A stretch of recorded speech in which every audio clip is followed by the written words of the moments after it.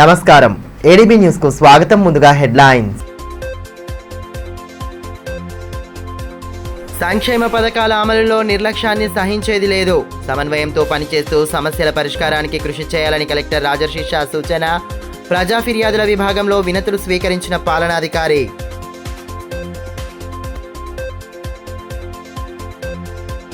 సమస్యల పరిష్కారమే లక్ష్యంగా కలెక్టరేట్ ఎదుట ఆందోళన పర్వం. భీంపూర్ రోడ్డును వెంటనే బాగు చేయాలని మండల వాసుల నిరసన. పాత ఉపాధి హామీ చట్టాన్ని పునరుద్ధరించాలని టీఏజీఎస్ ధర్నా.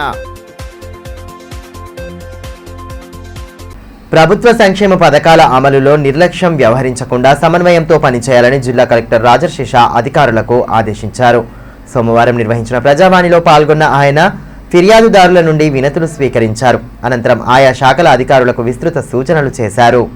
ప్రభుత్వ సంక్షేమ కార్యక్రమాల అమలులో ఎలాంటి నిర్లక్ష్యం సహించబోమని జిల్లా కలెక్టర్ రాజర్షి షా స్పష్టం చేశారు. ప్రజావాణి పోర్టల్లో నమోదయ్యే ప్రజా ఫిర్యాదులను నిర్దిష్ట గడువులోగా పరిష్కరించడం అధికారుల ప్రాధాన్య కర్తవ్యమని ఆయన పేర్కొన్నారు. సోమవారం కలెక్టరేట్ సమావేశ మందిరంలో నిర్వహించిన ప్రజావాణి కార్యక్రమంలో భాగంగా జిల్లాలోని వివిధ ప్రాంతాల నుండి వచ్చిన ప్రజల అర్జీలను కలెక్టర్ స్వయంగా స్వీకరించారు. ఇందిరమ్మ ఇళ్ల మంజూరు, సామాజిక భద్రతా పెన్షన్లు, ఉపాధి హామీ పనులు, భూభారతి సమస్యలు తదితర అంశాలకు సంబంధించి మొత్తం 101 ఫిర్యాదులు అందినట్లు తెలిపారు. వీటిపై తక్షణ చర్యలు తీసుకొని సమస్యల పరిష్కారానికి సంబంధిత శాఖల అధికారులు సమన్వయంతో పనిచేయాలని ఆదేశించారు. ఈ సందర్భంగా నిర్వహించిన సమీక్షా సమావేశంలో కలెక్టర్ మాట్లాడుతూ ప్రజావాణి ద్వారా అందే ప్రతి ఫిర్యాదును 30 రోజుల్లోపు పరిష్కరించాలని స్పష్టం చేశారు. మండల స్థాయిలో ఎంపీడీఓలు, ఇతర అధికారులు క్షేత్రస్థాయిలో పర్యవేక్షణ చేపట్టే సమస్యలపై తీసుకున్న చర్యల నివేదికను సమయానికి పోర్టల్లో నమోదు చేయాలని సూచించారు. పదే పదే ఒకే సమస్యపై ఫిర్యాదులు రావడం జరగకుండా శాశ్వత పరిష్కారాలపై దృష్టి సారించాలని, అప్పీల్ కేసులను 2 నుంచి 3 రోజుల్లోనే పరిష్కరించేలా చర్యలు తీసుకోవాలని ఆదేశించారు. ప్రజల సమస్యల పరిష్కారంలో నిర్లక్ష్యం వహించిన అధికారులపై కఠిన చర్యలు తప్పవని హెచ్చరించారు. ఈ ప్రజావాణి కార్యక్రమంలో అదనపు collector Rajeshwar, trainee collector Saloni Chhabra, RDO Sravanthi, DRDO Ravinder, DYSO Srinivas, DMWO Kaleem, tahsildar Srinivas, municipal commissioner Raju, అధికారులు తదితరులు పాల్గొన్నారు.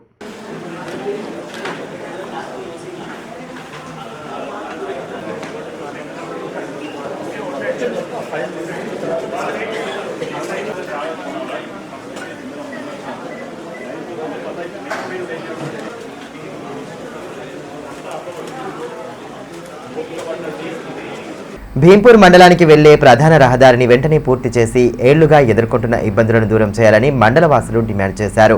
ఈ విషయమై సోమవారం కలెక్టర్ కార్యాలయం ఎదుట ధర్నా చేపట్టారు. రోడ్డు మరమ్మతు పనులు పూర్తి కాకపోవడంతో ప్రయాణం నరకప్రాయంగా మారిందని వాపోయారు. భీంపూర్ మండలానికి వెళ్లే రోడ్డు పనులు అర్ధాంతరంగా నిలిచిపోవడంతో రాకపోకలకు తీవ్ర ఇబ్బందులు పడుతున్నామని మండల వాసులు వాపోయారు. రోడ్డును బాగు చేయాలని సోమవారం కలెక్టరేట్కు తరలివచ్చారు. మాజీ జెడ్పీటీసీ సుధాకర్, మండలవాసి న్యాయవాది కేమ శ్రీకాంత్ ఆధ్వర్యంలో గ్రామస్తులు కలెక్టరేట్ సమావేశ మందిరం ఎదుట ఆందోళన నిర్వహించారు. తమ సమస్యలను పరిష్కరించాలని కలెక్టర్కు వినతి పత్రం అందించారు. ఈ కార్యక్రమంలో కరెంజీ సర్పంచ్ కల్చప్ యాదవ్, అంతర్గాం సర్పంచ్ రాకేష్ యాదవ్, నాయకులు ప్రవీణ్, నారాయణ స్వామి తదితరులు ఉన్నారు. ఈ సందర్భంగా నాయకులు కేమ శ్రీకాంత్ మాట్లాడుతూ భీంపూర్ మండలానికి వెళ్లే రోడ్డు గుంతలమయంగా అధ్వాన పరిస్థితికి చేరిందన్నారు.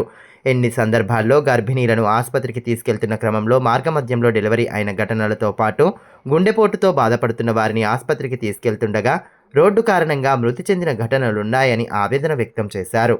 కాంట్రాక్టర్ రోడ్డు పనులను అర్ధాంతరంగా నిలిపివేశారని, పనులు ప్రారంభించకముందే బాగుండేదని తెలిపారు.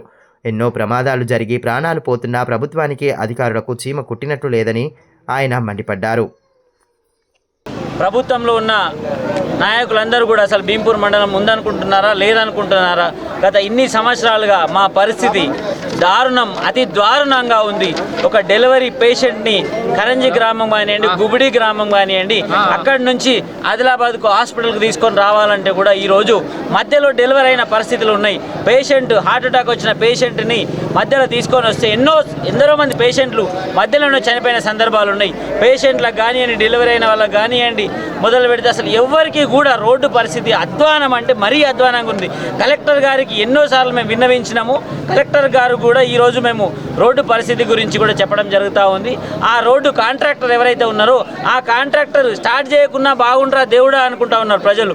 ఉన్న రోడే మొత్తం తవ్వేసి గుంతలు బురద మొత్తం బురదమయంగా మారింది. అసలు చిన్న వర్షం పడితే కూడా నడవలేని పరిస్థితులు ఎందరో మంది పడ్డారు. ఎన్నో పేపర్ ప్రకటనలు మీ మీడియా మిత్రులందరికీ తెలుసు. ఎందరో మంది శవాలై మారుతా ఉన్న రోడ్ల మీద.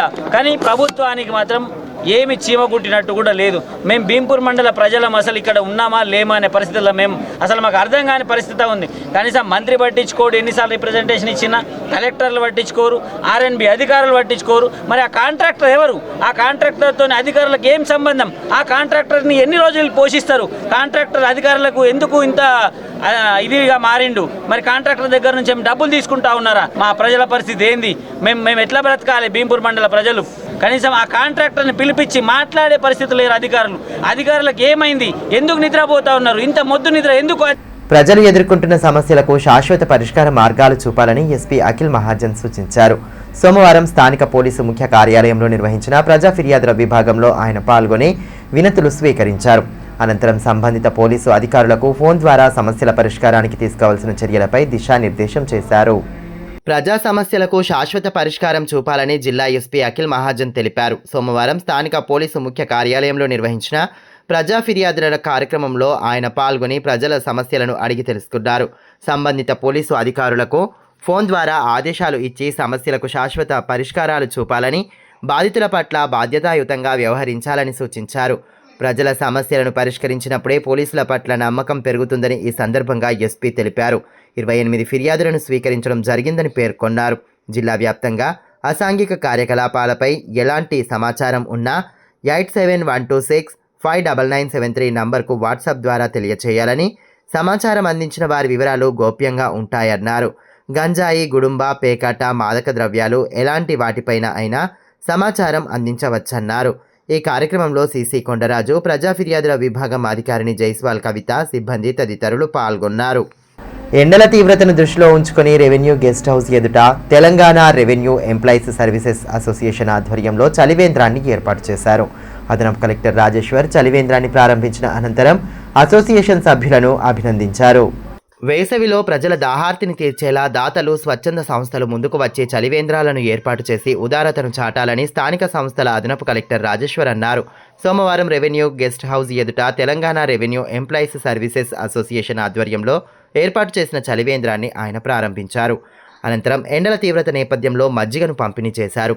కార్యక్రమంలో అసోసియేషన్ సభ్యులు రాజేశ్వరి, ఆమ్రపాల, నలందప్రియ, సాయి మహేష్, పుష్పమాల, విలాస్ తదితరులు పాల్గొన్నారు.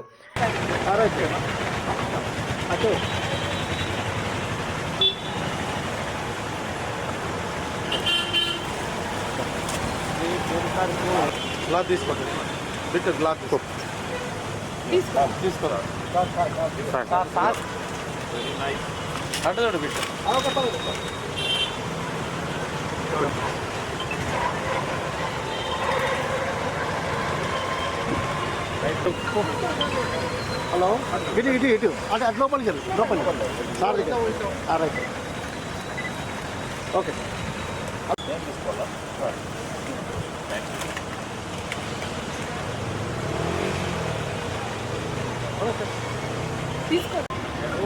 ఈ సందర్భంగా స్థానిక సంస్థల అదనపు కలెక్టర్ రాజేశ్వర్ మాట్లాడుతూ దూర ప్రాంతాల నుంచి పట్టణానికి వచ్చే ప్రజల దాహార్తిని తీర్చేలా రెవెన్యూ శాఖ ఉద్యోగుల సంఘం తరపున చలివేంద్రం ఏర్పాటు చేయడం అభినందనీయమని అన్నారు.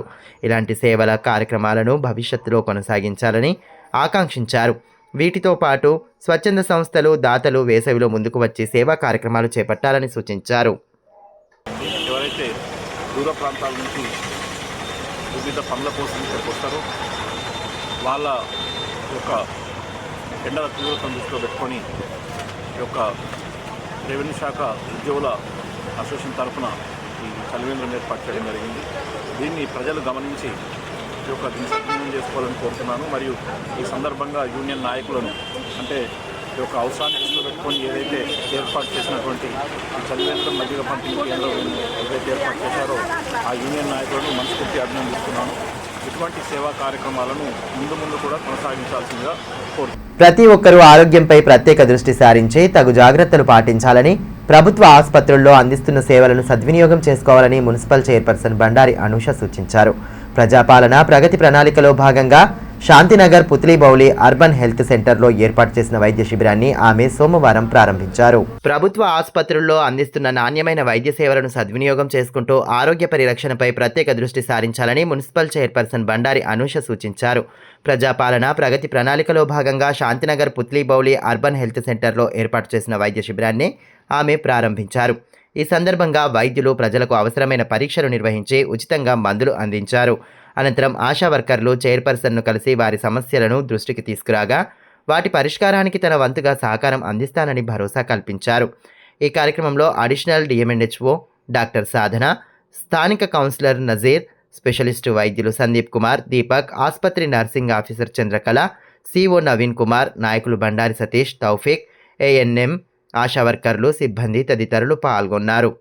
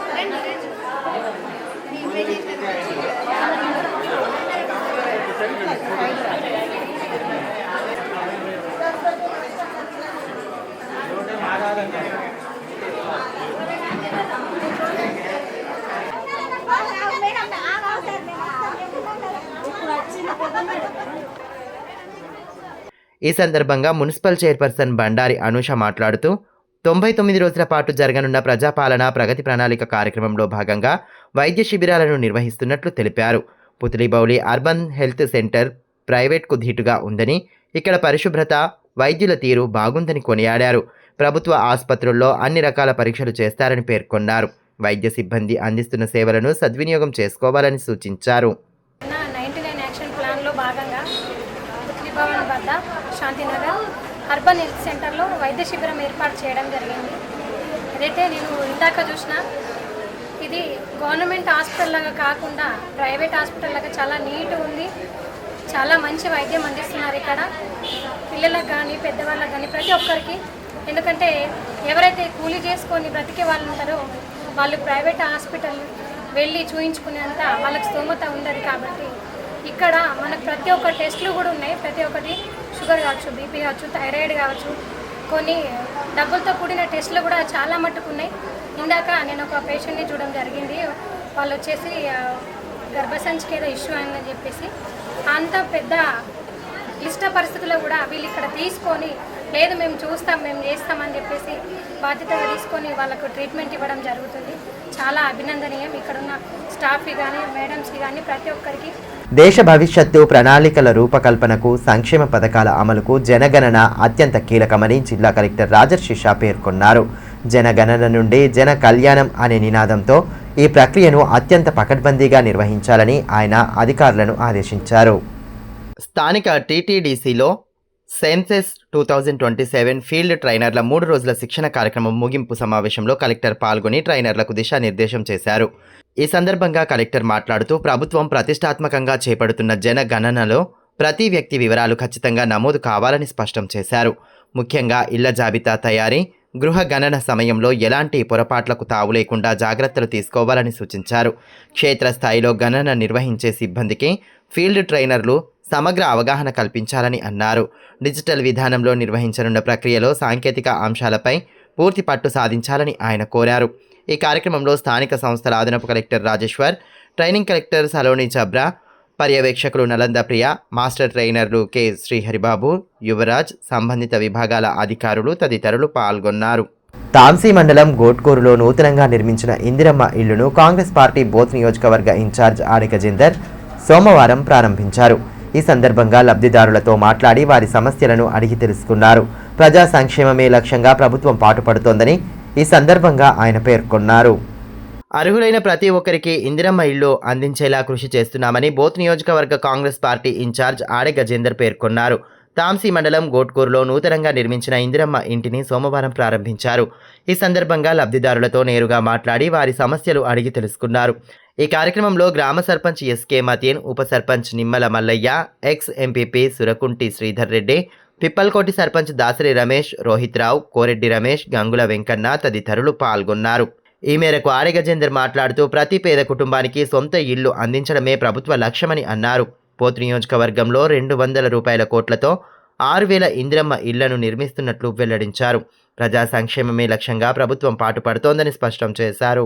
మన గోట్కూరి సర్పంచ్ మరియు కాంగ్రెస్ పార్టీ సీనియర్ నాయకుల ఆధ్వర్యంలో ఘనంగా ఈ గృహ ప్రవేశాన్ని జరుపుకోవడం జరిగింది. మరియు మొదటి విడతలో ఇక్కడ ఈ గోట్కూరి గ్రామానికి 18 ఇందిరమ్మ ఇళ్లను మంజూరు చేయడం జరిగింది. మరియు వచ్చే విడతలలో ఇక్కడ ఈ గోట్కూరి గ్రామంలో ఎందరైతే కట్టుకుంటారో అర్హులైన వారు అందరికి కూడా ఇందిరమ్మ ఇళ్లను మంజూరు చేస్తామని, అదేవిధంగా గత 10 సంవత్సరాలలో ఈ గోట్కూరిలో ఒక డబుల్ బెడ్రూమ్ కానీ ఇవ్వలేదు. కానీ ఇచ్చిన మాట కట్టుబడి మన ప్రియతమ ముఖ్యమంత్రి వర్యులు రేవంత్ రెడ్డి గారు, అదేవిధంగా మన కాంగ్రెస్ ప్రభుత్వము ప్రతి పేదోనికి కూడా ఇందిరమ్మ ఇల్లు ఇచ్చి సొంత ఇంటి కళని నెరవేరుస్తున్న ప్రభుత్వము మన ప్రజా ప్రభుత్వము, మన కాంగ్రెస్ ప్రభుత్వం అని తెలియజేస్తున్నాను. మరియు ఇదే విధంగా దాదాపుగా 280 కోట్లతో బోత్ నియోజకవర్గంలో ఇందిరమ్మ ఇళ్లను కూడా నిర్మిస్తున్నది మొదటి విడతలోనే. పాత ఉపాధి హామీ చట్టాన్ని పునరుద్ధరించాలని, ఆదివాసీల ఇక్కట్లను వెంటనే పరిష్కరించాలని తెలంగాణ వ్యవసాయ కార్మిక సంఘం రాష్ట్ర ఉపాధ్యక్షులు లంకా రాఘవులు డిమాండ్ చేశారు. సోమవారం జిల్లా కలెక్టర్ కార్యాలయం ఎదుట ధర్నా నిర్వహించి ఆదివాసీలు ఎదుర్కొంటున్న ఇబ్బందులను వివరించారు. వాటి పరిష్కారానికి సత్వర చర్యలు తీసుకోవాలని కోరుతూ పెద్దపెట్టున నినాదాలు చేశారు. గిరిజన గ్రామాల్లో మౌలిక వసతులు కల్పించి ఆదివాసీల సమస్యలు పరిష్కరించాలని, పాత ఉపాధి హామీ చట్టం పునరుద్ధరణ చేసి గ్రామాలలో పని కల్పించాలని తెలంగాణ వ్యవసాయ కార్మిక సంఘం రాష్ట్ర ఉపాధ్యక్షులు లంకా రాఘవులు డిమాండ్ చేశారు. సోమవారం జిల్లా కలెక్టరేట్ కార్యాలయం ఎదుట టీఏజీఎస్ వ్యవసాయ కార్మిక సంఘం ఆధ్వర్యంలో ఆదివాసీల సమస్యలపై ధర్నా నిర్వహించారు. అనంతరం కలెక్టర్ను కలిసి వినతి పత్రం అందించారు. ఈ కార్యక్రమంలో టీఏజీఎస్ రాష్ట్ర ప్రధాన కార్యదర్శి పూసం సచిన్, ఉపాధ్యక్షులు ఆత్రం జంగు, వ్యవసాయ కార్మిక సంఘం జిల్లా కార్యదర్శి స్వామి, నాయకులు ఆషన్న, రామన్న, గంగారాం, పోచక్క, ఆషన్న, ఆరిఫా తదితరులు పాల్గొన్నారు. తెలంగాణ వ్యవసాయ కార్మిక సంఘం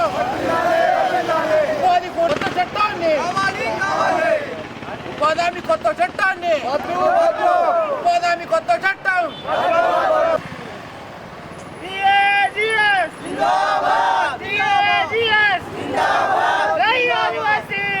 ఈ సందర్భంగా లంకా రాఘవులు మాట్లాడుతూ జిల్లా వ్యాప్తంగా టీఏజీఎస్ ఏఐఏడబ్ల్యూయు ఆధ్వర్యంలో మార్చి 1 నుండి 20 వరకు గ్రామాలలో సమస్యల అధ్యయనం చేపట్టామని, తమ దృష్టికి వచ్చిన సమస్యలను వినతి పత్రం రూపంలో అధికారుల దృష్టికి తీసుకెళ్తున్నామని అన్నారు.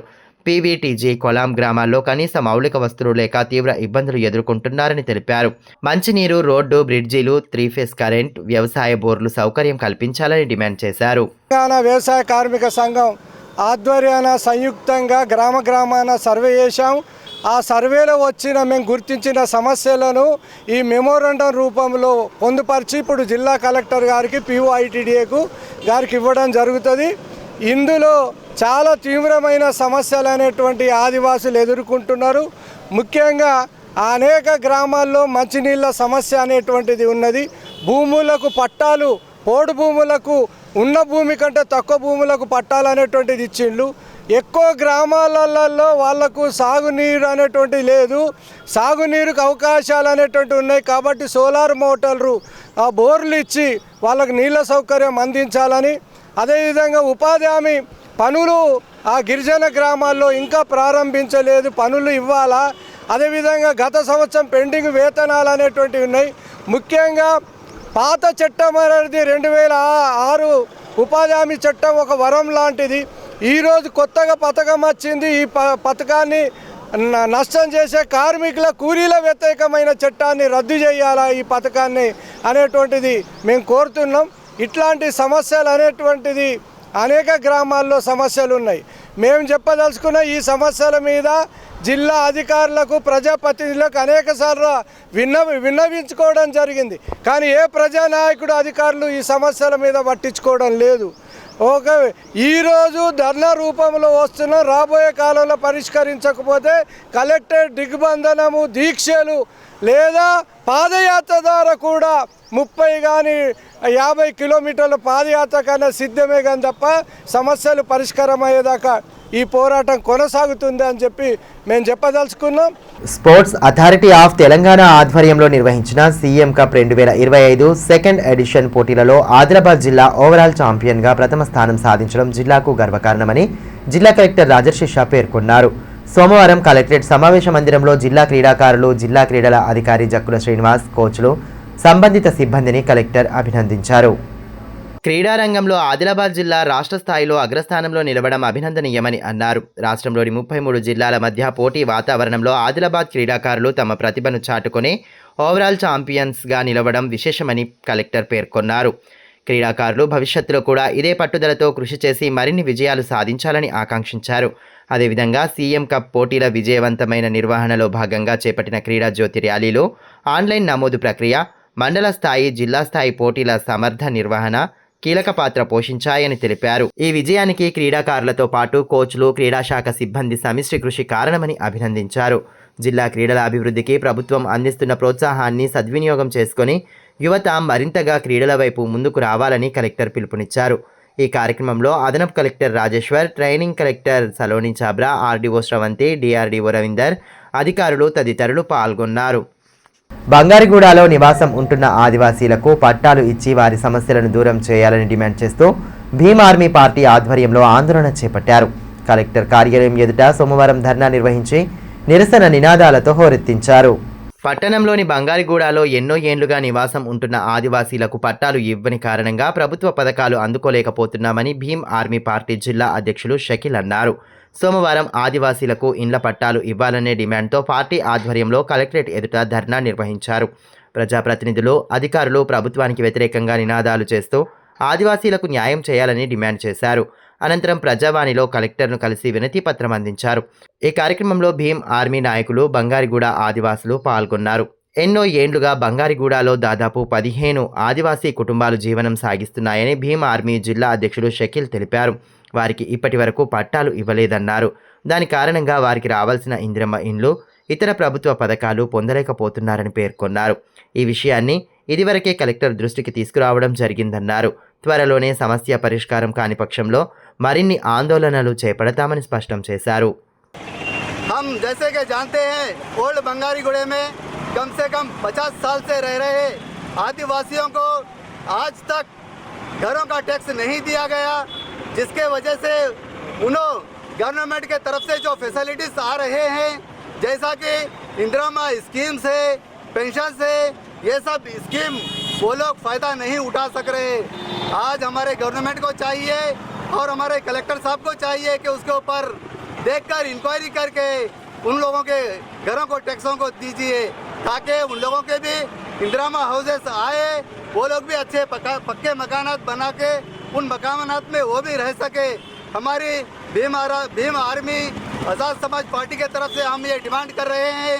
हम इससे पहले भी कलेक्टर ऑफिस साहब को मेमोरेंडम दिए थे, लेकिन अभी तक कोई उसके ऊपर कार्रवाई नहीं हुई और हम एक 15 दिन वेट करेंगे। अगर उनके घरों को टैक्स नहीं मिला या उनको इंदिरा हाउसेस सैंक्शन नहीं हुए तो हम बड़े पैमाने पे धरना करेंगे। बल्कि आज इस मौके पे मीडिया के जरिए से आपको हम बताने चाहते हैं। ఆదిలాబాద్ జిల్లా సహకార శాఖ ఇన్ఛార్జ్ అధికారిగా బాధ్యతలు స్వీకరించిన మాదా సత్యనారాయణ సోమవారం కలెక్టరేట్ సమావేశ మందిరంలో జిల్లా కలెక్టర్ రాజర్షిషాను మర్యాదపూర్వకంగా కలిసి పుష్పగుచ్చం అందజేశారు. జిల్లాలో సహకార రంగ అభివృద్ధి, రైతులకు అందిస్తున్న సేవలు, ప్రస్తుత కార్యక్రమాల అమలు, తదితర అంశాలపై కలెక్టర్తో చర్చించారు. సహకార సంఘాల బలోపేతానికి పారదర్శకంగా సేవలు అందించేందుకు కట్టుబడి పనిచేస్తామని మాదా సత్యనారాయణ పేర్కొన్నారు. జిల్లా అభివృద్ధిలో సహకార శాఖ కీలక పాత్ర పోషించాల్సిన అవసరం ఉందని, ప్రభుత్వ మార్గదర్శకాల మేరకు ప్రజలకు మెరుగైన సేవలు అందించడంతో పాటు రైతు సంక్షేమానికి ప్రత్యేకంగా దృష్టి సారించాలని కలెక్టర్ సూచించారు. ఈ కార్యక్రమంలో అదనపు కలెక్టర్ రాజేశ్వర్, శిక్షణ కలెక్టర్ సలోని చాబ్రా, సంబంధిత శాఖల అధికారులు పాల్గొన్నారు. వార్తలు ముగించే ముందు హెడ్లైన్స్ మరోసారి. సంక్షేమ పథకాల అమలులో నిర్లక్ష్యాన్ని సహించేది లేదు. సమన్వయంతో పనిచేస్తూ సమస్యల పరిష్కారానికి కృషి చేయాలని కలెక్టర్ రాజర్షిషా సూచన. ప్రజా ఫిర్యాదుల విభాగంలో వినతులు స్వీకరించిన పాలనాధికారి.